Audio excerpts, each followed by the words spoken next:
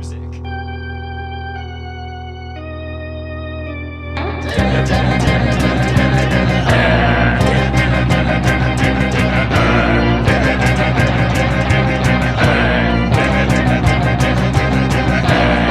He's not a bat, he's a man who fights crime. And we're gonna watch him fight for a minute at a time. With John and Niall and a guest who doesn't rhyme. It's Bat Minute!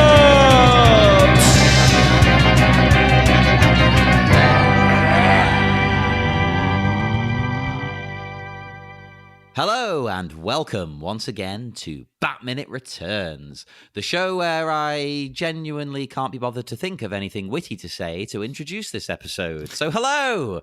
We are analysing and investigating Tim Burton's Batman Returns 1 minute at a time, 3 days a week. I am one of your hosts, John Parker. I am the other host, Niall McGowan. I was going to say something I thought was relevant to the minute, but it's like, no, that's next minute. So I'll avoid doing that in future. I've just been progressively getting drunker throughout the episodes, throughout the week. It's a continuous thing, you know, every day you just keep drinking. So, yeah, I can't be bothered thinking of these things. That's the so screw it. That's like the depressing version of Finding Nemo. That was like, just keep drinking. Just keep... But yes, once again, we are joined by our very special guest. Stephanie, would you like to introduce yourself? Hi, I'm Stephanie Palacino, or Palacino. I go by both, actually. They're both actually acceptable and grammatically correct. So, yeah, I'm also known as Catfine Jedi on the YouTubes and all social media and all that stuff. And apparently I write and direct. And Apparently, you've just been informed of this, but yeah. I mean, I think so. Apparently. No, I think what you meant to like say was you're making it, of course, a Bat Minute comic where you draw a minute of the film in an entire comic issue. But yes, this is minute 33 of Batman Returns, and it starts with Selina making a very stylish fashion choice, and it ends with her doing some work that would make Momma Ru proud. I see now, right off the bat, or the cat. So, nice fashion choice. Is it? This jacket's pretty hideous, right? Like, is it just me? No, I like it. It's so 90s, though. It's like 90s pleather. Oh, hell yeah. That's what it reminds me of. Okay, you know who would wear a jacket like this? Kelly Bundy. Yes. From Married with Children. She would have worn that jacket. She's stylish as anything. God damn. She was so beautiful. Like, looking back, even when I was a kid, I was like, wow, I know she was supposed to be kind of an idiot character, but she was always, like, super gorgeous. Yep. Not going to argue with that. She's still a very beautiful woman, actually. Yeah. But no, I have to say, because you say Kelly Bundy, I immediately go to like, it's foretelling Trinity in the Matrix. Like, this is a whole. Yeah. Oh, but that looked cool too. Come on, you all wanted to wear that. It was too expensive for your 14-year-old asses. Like, that's what it was. Because everyone wanted that giant duster jacket, except that when you saw it at the Hot Topic, it was like $400, and your parents were gonna buy it for you. Well, I may have gotten one made by someone I knew who made clothes. Look at that, bragger. Oh yeah, but then it was that era. Well, it was coming up. It was coming up to that era of like in a few years after that of how do I put it nicely, like Columbine and things. So as soon as I wore these big coats, yeah, people thought I was going to shoot them, and I was a goth as well. So. No, that's just because I used to wear like long black coat for like a long time, but it was I guess it is kind of tied in. It actually ties into this movie as well because I was very inspired by Christian Slater's character in Heathers, which of course written by Dan Waters, who wrote this movie.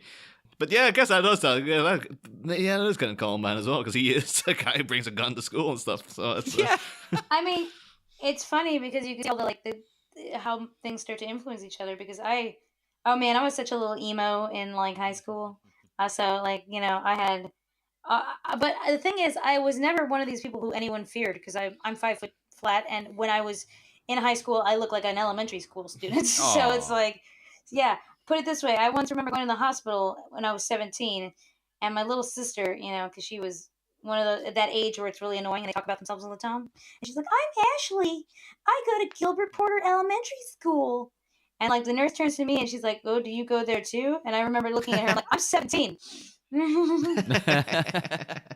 There's a girl I know who is, let me try and think how old she is, 26, and she has 2 kids. And a salesman came round to her house the other day and said, "Is your mother in? Can I speak to your mother?" Oh man, but as I'm aging now, being 32, I'm about to be 30 in a little while. I'm missing it so bad. I'm like, God, man, those were the days when people used to think I was like a kid. Since I started shaving my head completely, I don't get ID'd anymore at the shop buying alcohol. So the thing is, I do. I'm baffled by it because I do not look under 21. And the thing is, it's always the same. It's in the same shop, and it's always the same guy. And it's like just being a jerk. I don't know. He looks very naive. This guy. He does have this sort of look about him of like, oh, I don't know. He looks a bit gormless, basically. But the thing is, I'm almost kind of going, do you not see the gray in my beard, dude? Who under 21 has a beard like this with gray in it? What the hell's the matter with you? Okay, you want to hear something a little bit twisted in a way? So I used to get ID'd all the time for alcohol, except since I've gotten pregnant. So now I have this big pregnancy belly, and they never ID me for alcohol. Because I guess it's too obvious that I'm over 18. But in another way, I'm like, it's kind of screwed up. No, this is England. Oh, yeah. I'll tell you a story about like going to the midwife the first time. Because this is like so fun about British binge drinking culture. Like, okay, I'll say it. Like, you guys, America loves its crystal meth. But the Brits love their booze, man. So when I was at the midwives the first time, they started asking me, do you drink? And I'm like, no, not, I have an occasional drink, but I haven't drank since I've gotten pregnant. And the lady's like, are you sure? And I'm like, yeah, no, I'm sure. When was the last time you had a drink? And I literally had calculated. I was like, oh, January 1st. It was that midnight going is January 1st. And she's like, okay, well, just so that you know, even one drink is not very good. Some say it's okay, but we don't believe in that. And if you do think you need help, and she gives me like a freaking card, like, to quit drinking. If I'm pregnant, I was like, God damn, I already told you. Oh yeah, this pregnancy, like, it's really funny because that I remember thinking that I was like, why does she keep pushing him? Does she think I'm lying about the drinking? Yeah, I've heard this too, though, that one drink is fine, that kind of thing, and I know people who do it. You're like, oh, I'll have one glass of wine. My GP told me that, actually. The GP, not the midwife, said one drink was fine. But I haven't, because I was like, why test fate? Yeah. I just don't like, I like alcohol, but I don't like alcohol so much as to like, this sounds really selfish, but I was like, you know what? I deal with a lot of things, and God forbid, kid comes out the way they do. I'm like, I'm not going to go purposely making my kid dumber. You know how annoying dumb children are? They're the worst. Oh, yes. They might buy themselves like a horrible black pleather jacket and then think it's really cool. Oh, God. Okay, I'll be honest, when I saw it, I'm sure, when I was like, when the hell did this movie come out? I must have been 7 or 8. I was like, wow, I like that jacket. I'm sure, like me back then, was totally gone for it. Except, let's talk about the fact that this jacket is a jacket and not a bodysuit. All right? Okay, like, I am not a particularly good cosplayer by any means, but anyone who's ever had to dress up with anything costume related can tell you how fabric works, and that you need way more fabric than especially for like whatever it is that you're making. It's not a matter of just like a small outline. It's like, no, you better make like the amount of fabric you have should be like 5 to 6 times that amount, to get this right. So how did you do it? How did she defy physics to make this cat suit? There's everything about this, though, because we talked briefly about it off mic, but it is like, she grabbed this jacket knowing in her head, I am going to make this exact suit. I know exactly how to make it. I don't need to blow, even in the first Spider-Man movie, you see him draw up friggin' sketches and stuff, so he knows what the suit's going to be that he's making. But she's come in just like straight off the street. In my head, I know exactly the cat suit I'm going to make, and I know exactly how to make it. I don't need to take any measurements. I don't need to do anything. I know this one jacket will sustain the entire thing. That's why I think she has gloves as well. Unless she made the gloves from the jacket as well. And yeah, I mean, and later on, we don't see it yet in this scene where she starts to make the claws also, but those are not, that's made for something else. Yeah. But, like, she's a secretary, and it doesn't seem like she had like a mannequin in the background, to say like, oh, maybe she crochets or something that you would need to know some basic measurements of stuff. I can tell you, I cannot make myself a pair of gloves that fit correctly.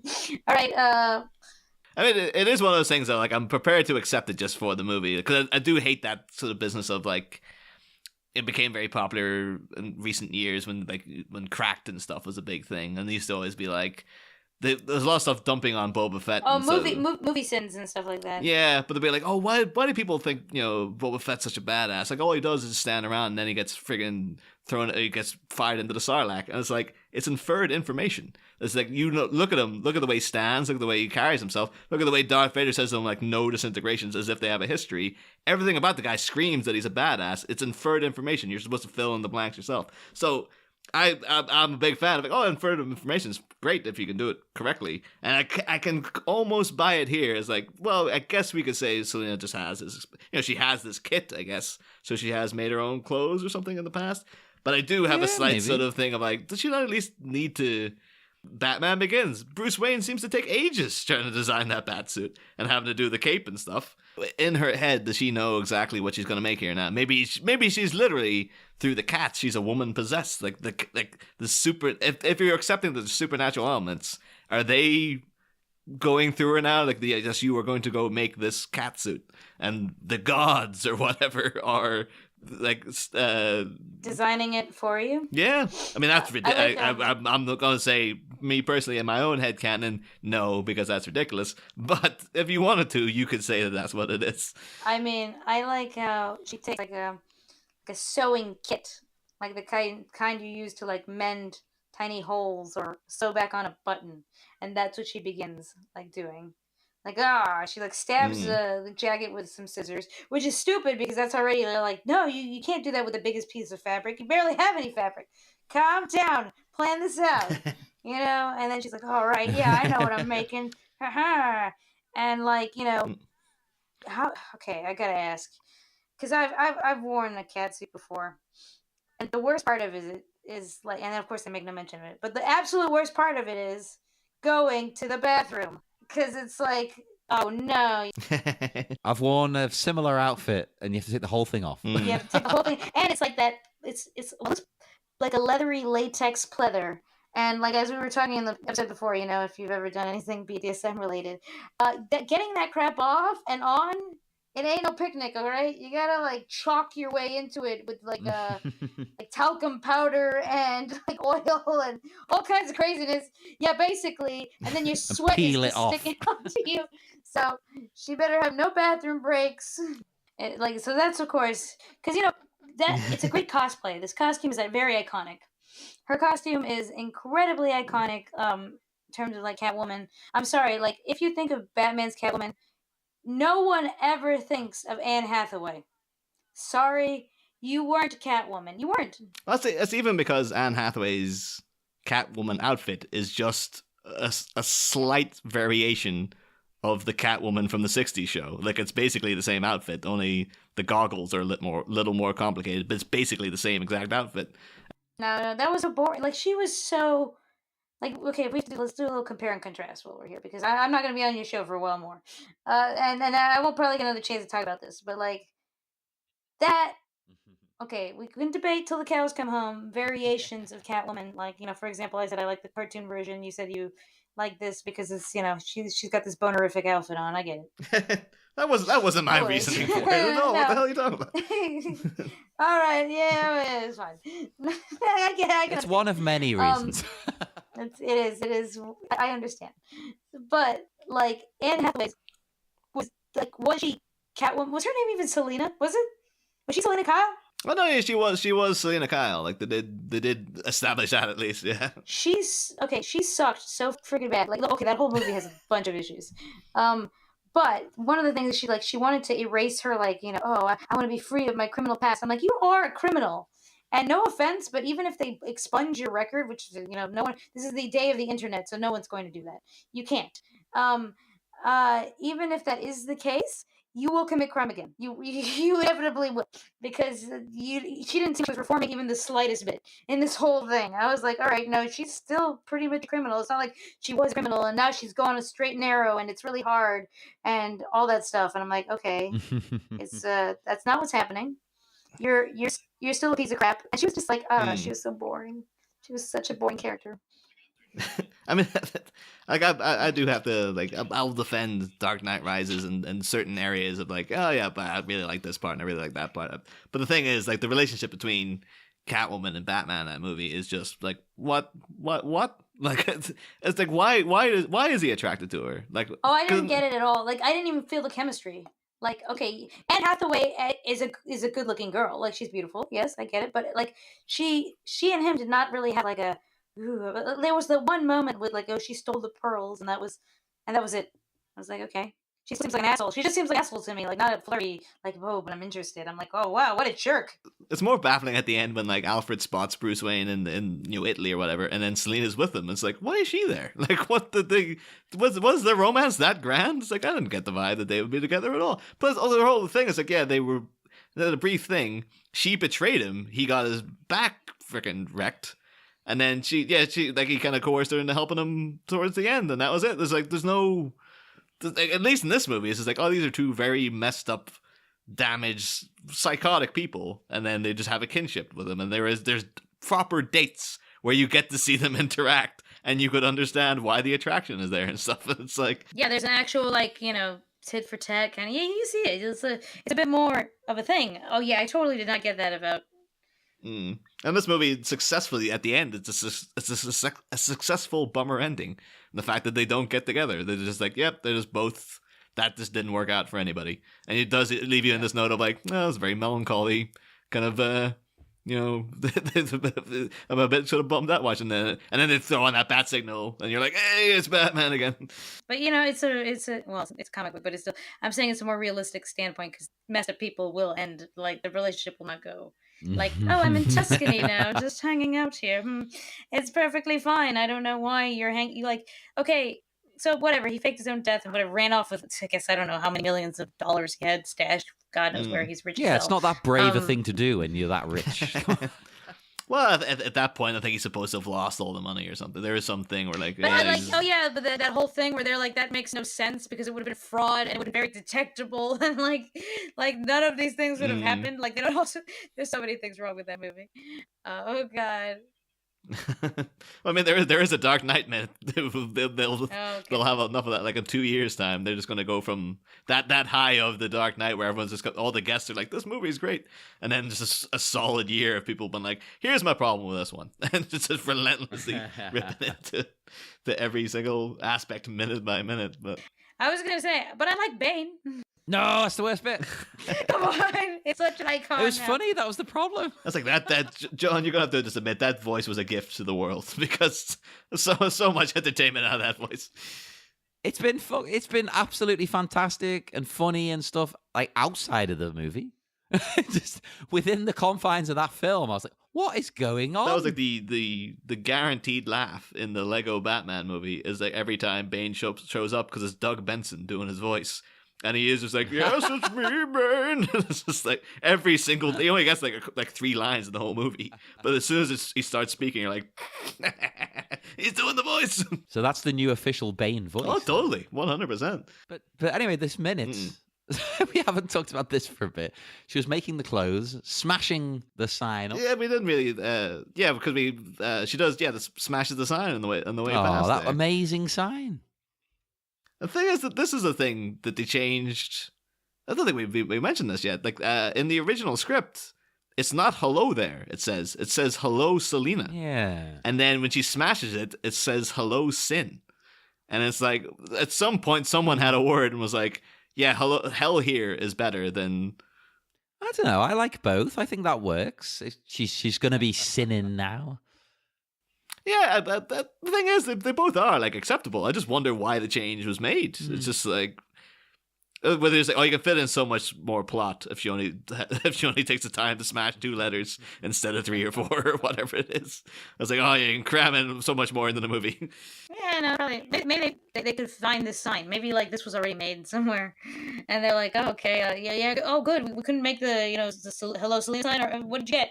That one? All right, let's take that and we'll use it. Cause I've been there. I make films, so I'm like, sometimes it's like there was a scene in one of my films, and in the script it says it calls for like characters going to date, and it calls for the guy to give her a potted plant, which is ridiculous because the whole point is like the guy's supposed to be an idiot and thus like, oh, here's a potted plant rather than flowers. Like, here's a fern essentially as a gift.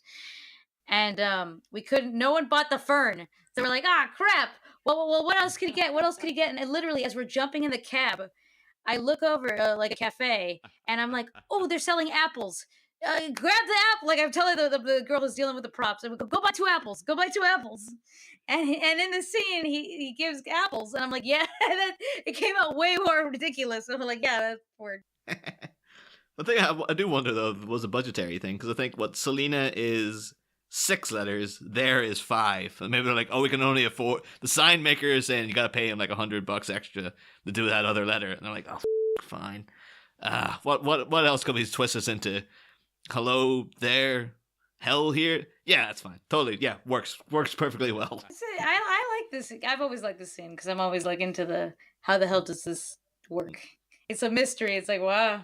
That's a question though. Like when she's walking past, does she know consciously like, I wanted to say hell here now, or is it just random happenstance that she happens to hit those? She just wants to break stuff, and it just happens to be it's the universe, because she's come back from the dead as we decided, and it's all magic. So the cat suit is magic, everything is magic.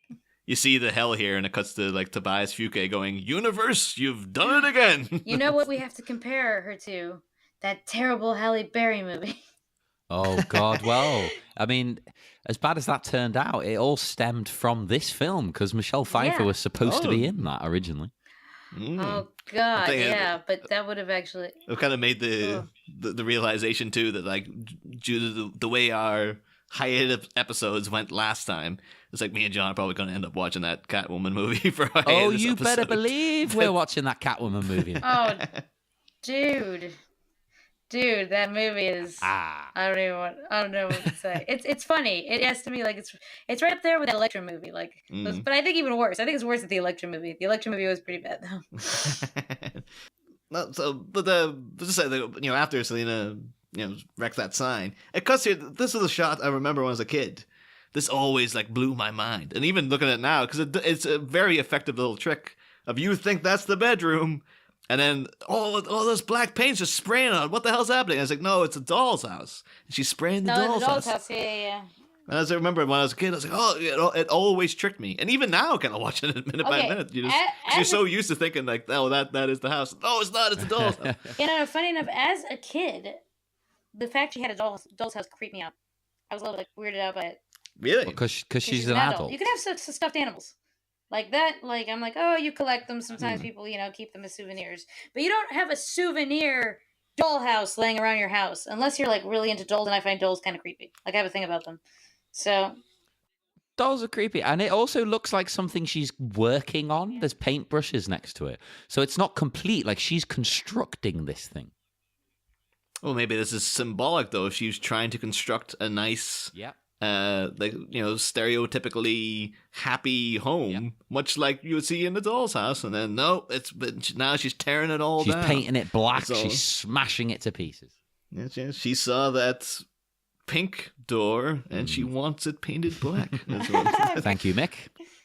We'll say though, have either of you guys seen Hereditary, the recent horror smash? No, not yet. It seems to really divide people. I absolutely loved it, but in no way, this is in no way a spoiler. But the opening credits I thought like, I wonder if they took this from Batman Returns, because there is a thing where you think you're looking at a house.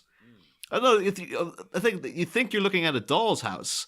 And then all of a sudden someone walks in the door and you realize like, oh crap, I'm watching an actual household and stuff. And it's a bit similar to like that little trick of like, you think this is the bedroom, but no, it's the doll's house. Hereditary in its opening flips it. And you think you're looking at a doll's house, but it turns out it's actually you've been presented in a kind of Wes Anderson-esque sort of shot of like gliding over to this open house that looks like a doll's house. And I was like, no, there's Gabriel Byrne's walked through a door.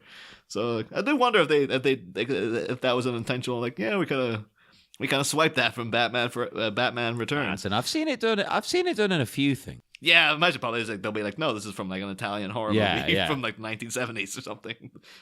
The Tarantino trick, how he does that. Yeah, let's not go down that road because that's good.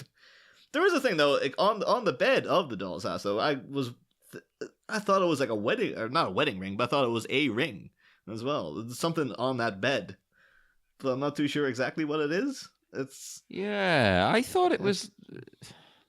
I thought it was maybe like a ring too, which would again be symbolic, I suppose. That's what she wanted, and now that's not what she's getting. The boyfriend just dumped her. Because he needed to go on that trip by himself, right? Or his therapist. Yeah. Well, he was becoming an appendage, Stephanie. Like, it was perfectly rational complaint that he had. Yeah, he was an appendage, all right. But yeah, then you would get Selina here just really vindictively like slamming the paint can into the doll's house, tearing it away, and then the thing is though, because this is all well and good, you're trashing the place, but then the way she empties the sewing kits and all the paraphernalia that comes with that onto the table, it's like, well, you're gonna have to find stuff in there, and it's like you just made a big mess for yourself, where you probably had it quite organized in the box, presumably, but. You could tell we're all adults now, because that's what we're thinking. We're like, oh, God, it's going to be so annoying to clean this stuff up. I bet that paint smells, too. You should open a window. That's the question, though. Do you think, like, does she... I guess she has to continue to live in this flat after she's wrecked the place. Do you think she ever cleans it up? No. Or is she just like, yeah, I'm a Catwoman now. I just sleep in a pile in the corner and poop in a box and stuff. Living like a crust punk. Poop in a box. That's her thing now.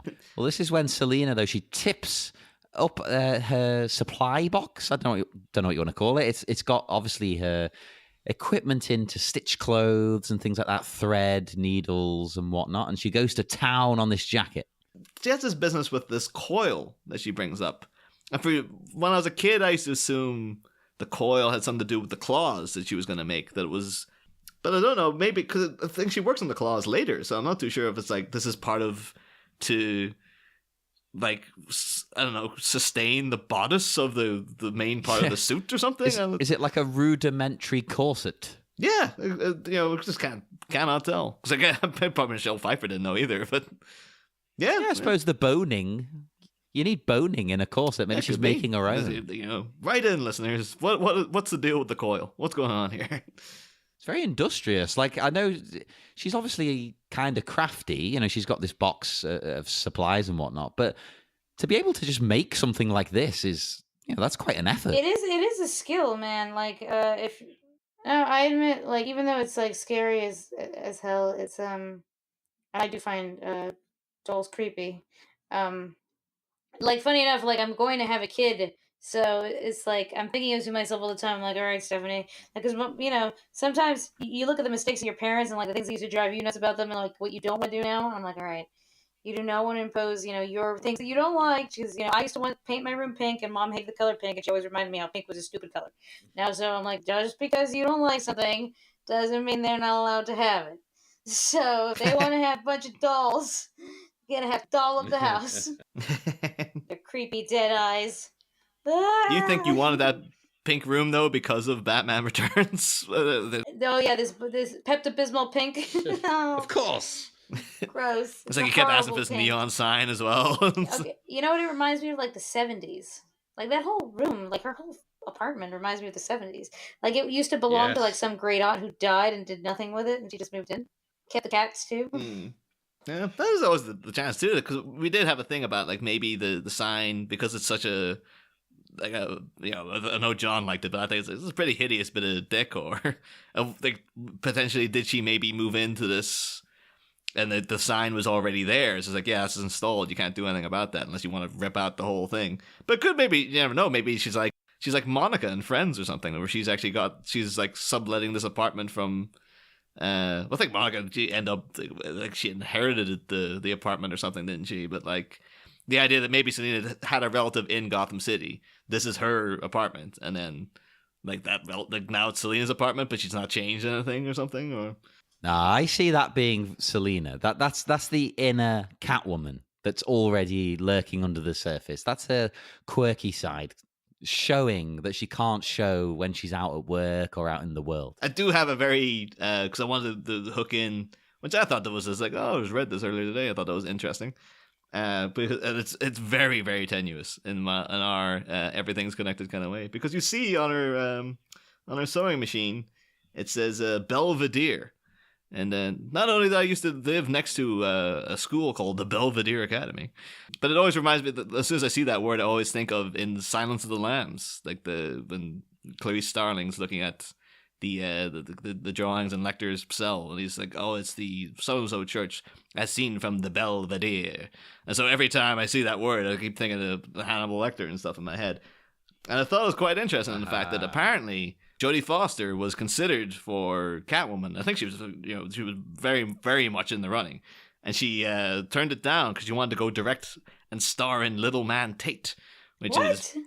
Yeah, it's some movie about like, oh, she's a young mother with a very gifted child who gets to go to like an academy. He gets to go to like a fancy, super intelligent school. And I was like, I think you should have, if someone's offering you Catwoman, you should be. To be fair, though, like Michelle Pfeiffer was much more sexy. But apparently, the same flip of the coin, Michelle Pfeiffer was offered the role of Clarice Starling in Silence of the Lambs and turned it down because she thought it was too violent. Which is like, you spent the past 3 minutes trashing a friggin' apartment. What the hell's the matter with you? It's a different kind of violence, to be fair. She electrocutes a guy to a burnt husk at the end of this movie. To be fair, yeah. And to be fair, Clarice actually is not that violent. She doesn't go through a lot of violence. She actually, her thing is just that she's talking to, Anthony Hopkins the whole time. But she doesn't actually, get anything. Yeah, I know, that whole thing. But she doesn't actually have anything happen to her. I guess though, we also get a guy appropriately enough throwing jizz at her. Yeah, throwing jizz on her, and then there's another guy appropriately enough stitching together woman's skin into a suit and stuff. So maybe that's what grossed her out. But it's a pretty full on movie. It is, but it's not like you would have to experience it. Plus, Clarice is a great character, so I was like, Oh yeah, totally. In fact, we wanted Clarice to come back in the Hannibal TV show. Was it me and you, Niall, who both agreed that we wanted Ellen Page to play it? I think even Brian Fuller was saying he was Ellen Page was his top choice, and then I think he said that, or he wanted an actress of color to play the part because he just thought that would be an interesting angle to go at because it's like it's an angle we don't tackle elsewhere, so it'd be interesting to see. I wouldn't dislike that, if only for the fact that there's that one scene that Hannibal Lecter tells you she's only 1 or 2 generations away from white trash. I'm like, yeah, that's right. I just like that. So in my head, I always remember that scene. I'm like, oh, you're only what? Only 1 or 2 generations out of white trash. I was like, oh God, that's cold. The thing is, though, in the Hannibal TV show, they kind of had Clarice Starling because they had that My Girl, the girl from Veep, Anna Chomsky, or however you pronounce her name. She was basically kind of like Clarice Starling in the show, really. But so I guess maybe they'll be like, oh, if they were to do it, they'll be kind of treading in the same sort of ground. But I'm sure they would have made it work because it was a great show. Did it get canceled?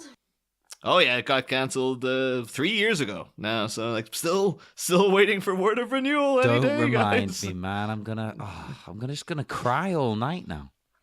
There's so many of those though. What is it like? Brooklyn Nine-Nine got taken up again. Who is it? Is it ABC or NBC got it? Because Fox actually was like, no, we're not renewing this. I'm like, what? Are you insane? I did love seeing the immediate because it was so immediate that there's that meme going around from Thor Ragnarok, or there's that scene where Bruce Banner's going I'm cool, everyone Bruce Banner's pretty cool, and then Hulk going, is he though? And it was someone Fox saying Brooklyn Nine-Nine's canceled, and then NBC going, is it though? And I was like, that was pretty good.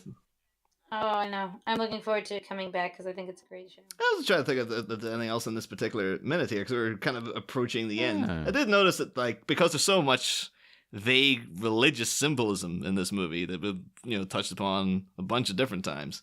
I did notice in the close-ups of Selina's hand, it looks like she has a wound in the center of her hand. Is this some sort of stigmata-looking thing? But I think that might just be incidental.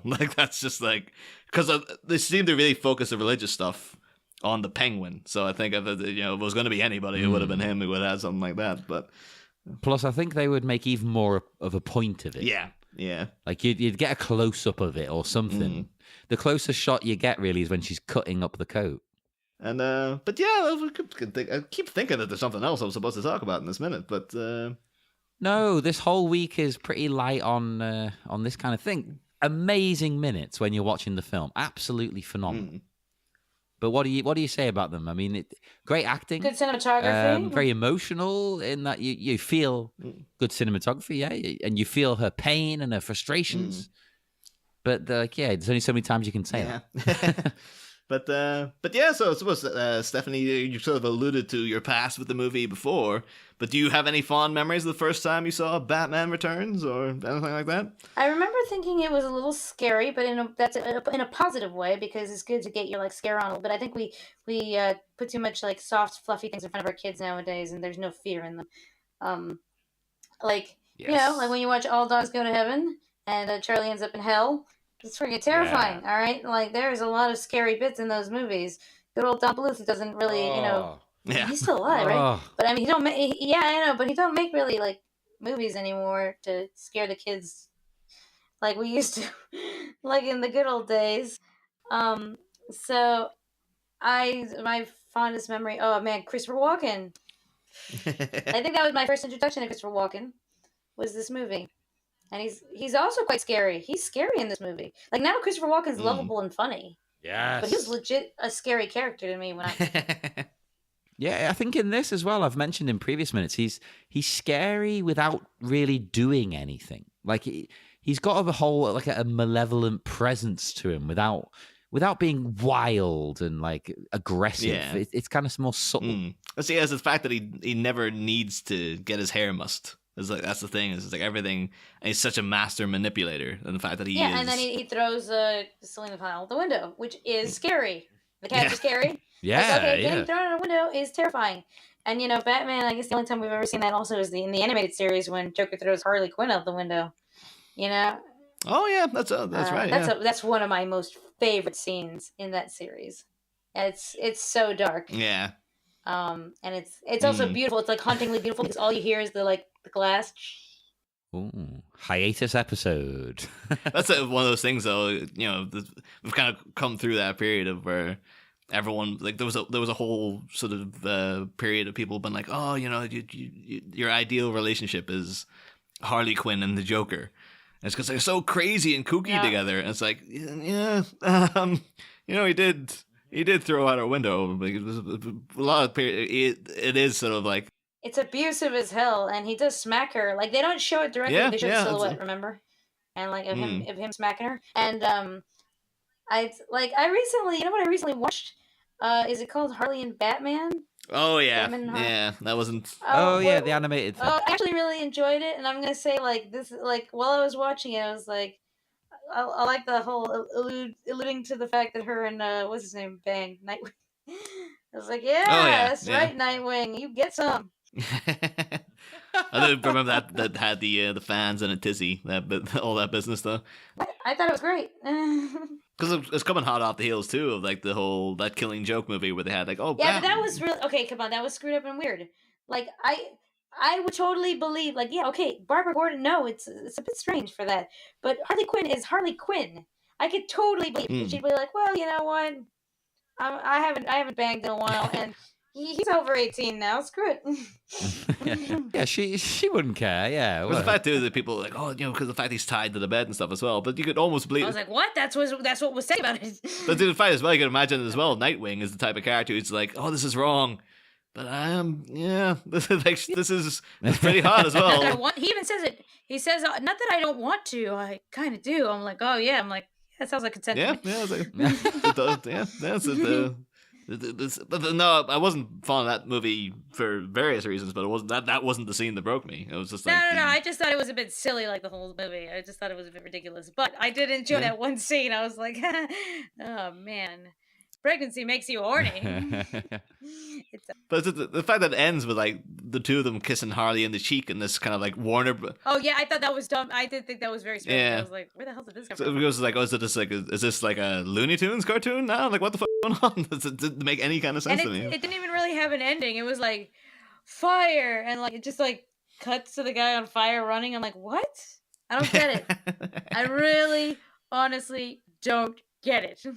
But I think that's everything we got for this minute. Is there anything else anyone wants to add, particularly for this? No, because would you like to come back next season, Stephanie, and defend your crown as the person who's sat through the most minutes with us for Batman Forever? I mean, at that point, let's see if I can get.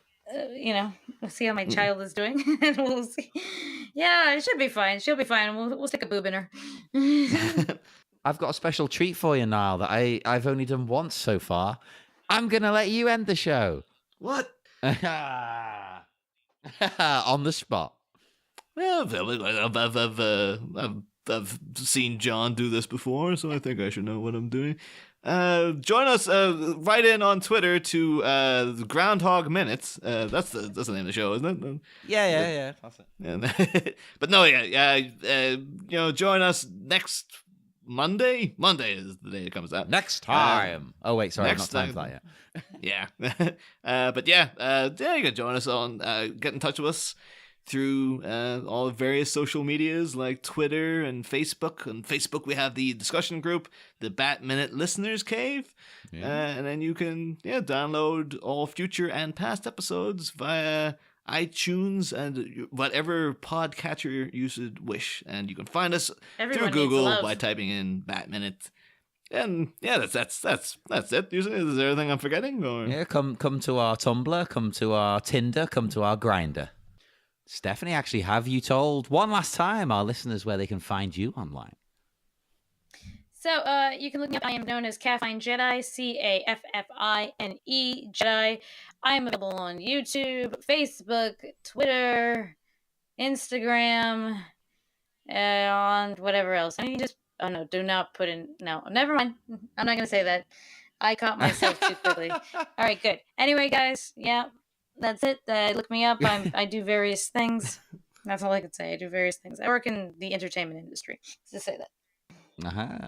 That's good enough. People will know where to find you. That's what's important. Because I'm sure they'll have loved listening to you. Unfortunately, that is your last minute with us for now. And we'll be going, but we'll be back on Monday with new minutes and a new guest. See you then.